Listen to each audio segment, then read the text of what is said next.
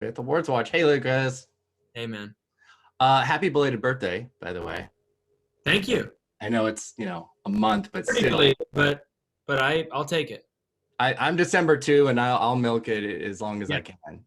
Yes. Yes.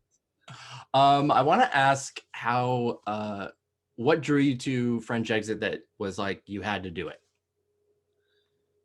I felt like there was not a beat in the story that I didn't love. It was like it was all so weird and funny and cool, and the character was different, and there was nothing about it that felt stressful. It was just like felt like fun. It felt relaxing. Felt like a vacation. A little bit of a vacation. You had a cruise, you had a trip. It's funny you mentioned that because I think one of the greatest successes of the movie is that it's tonally and geographically all over the place. So how did you navigate going from like farce to sentimentality to dark comedy, even in the same scene? Well, my character does my I really ride the coattails of the story and of my mother in the story. I don't really do very much. So it's almost as if my it's almost like whatever face I make, the story still gets told. Um yeah, it was not an effort. There was no effort. I was still stressed at times, but it was like I didn't have to do anything. How well versed were you in the Pfeiffer verse of her films? Um of oh, the Pfeiffer verse. The Viber verse. Not very well versed, to be honest, but if I'm being totally honest, I felt that way with Julia Roberts. I felt that way with Nicole Kidman. I just grew up seeing them. I couldn't like name a bunch of their movies. I mean, I'd seen Pretty Women and Arrogant Aaron Brockovich, but other than that, Mhm. Michelle was like, I honestly don't even know if I can recall a movie that I've seen of hers. I just know that she's been on like posters since I was a kid. Um, but there's no movie I'd seen. I would recommend to you Married to the Mob. Okay. Okay, cool. Is that I remember I remember reading an interview with you and you were talking about Meryl Streep and Postcards from the Edge, yeah. and which is like one of her best. And so I think Married to the Mob would be totally up your alley then. Okay. Yeah, it's Cool. good. Yeah. um in a really short period of time, like 2017 to 2020, you were in so many projects. You were in film and television and Yeah. theater. And did you ever feel really overwhelmed and you just needed a break? I did. I felt overwhelmed for most of it. When I was doing a play 2 years ago now, around this time, I was literally doing press on. I had a full day of press on my day off for rehearsal. So I was learning a play and doing press for the two movies. It was way too much, way too much.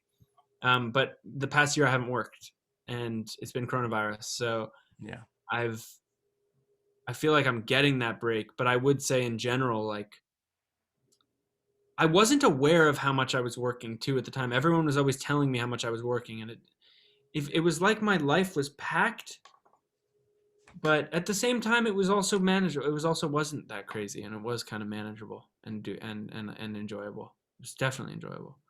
Do you think growing up in a industry family helped that then? Helped that ability to manage that? Um, yes, yes, in that I mean, my dad was never famous. You know, it wasn't. We knew celebrities. Like I knew people who were very successful, but my dad was always just like a working guy.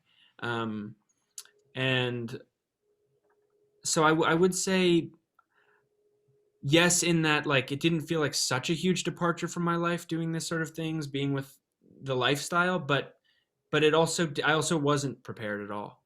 And I'm only like I know how to take care of myself now, but I didn't then. Hmm. That reminds me of the moment in the movie when your mother, Michelle Pfeiffer, says adulthood was thrust upon you. Uh, did you Yes. did you Yes. feel that way at all? Because I mean, you're still so young, and you No, have a it's interesting. I feel like actually acting has been a way. I think acting can be a way to prolong childhood and actually prevent oneself from having to grow up. So I wouldn't say adulthood. I would say widespread acknowledgement was thrust upon me, but not adulthood. And that sort of notoriety is, I actually feel like, is rarely associated in our culture with coming of age. Like the more well known you are, the less likely you are to be independent, I think. And and the more you rely on others, and the more people take care of you for free and pay you to take care of you. So I'll say that the growing up I've had to do alone, not, and it has nothing to do with the industry. Yeah. I want to ask, what were some of your favorite moments shooting French Exit? Because you get to ride bikes in Paris, and you have some really fun things to do. I like the scene where Susan and her boyfriend Tom come to Paris, and the scene where he punches me in the face, and everyone's there, everyone's coming. I liked those packed scenes. That was so fun.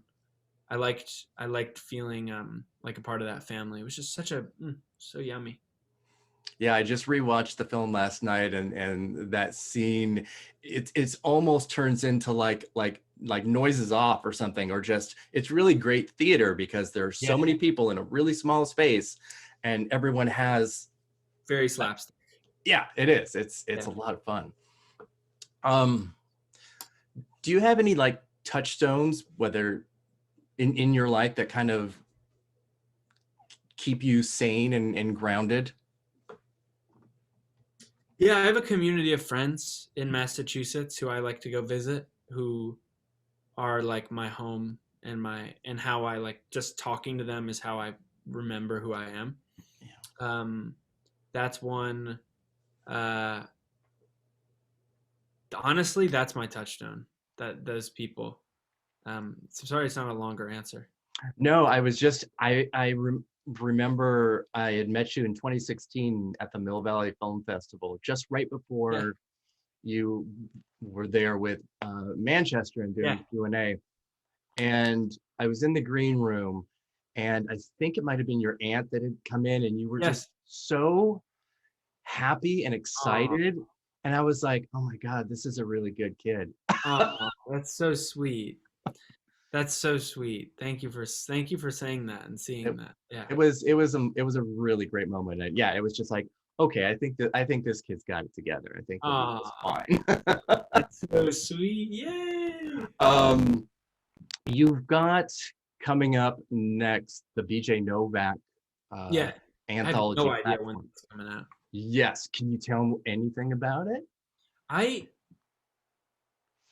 I don't know if I can.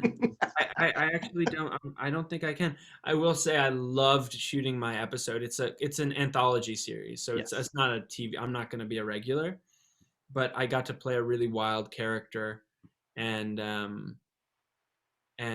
think it's going to be really good. Whenever they let him finish it, I'm excited for it. Exactly. Yeah, I'm excited for it. Just, I mean, certainly for him, but yeah, just to see you do something a little bit different. Yeah, so it's pretty cool. Is there anything that you, obviously you're still very young, but that you haven't done yet that you really want to do? Because I kind of want to see you and Michelle in a musical. Wow. Whew. I want to play characters who are definitely more comedic, but I want to play characters who don't need to be taken care of,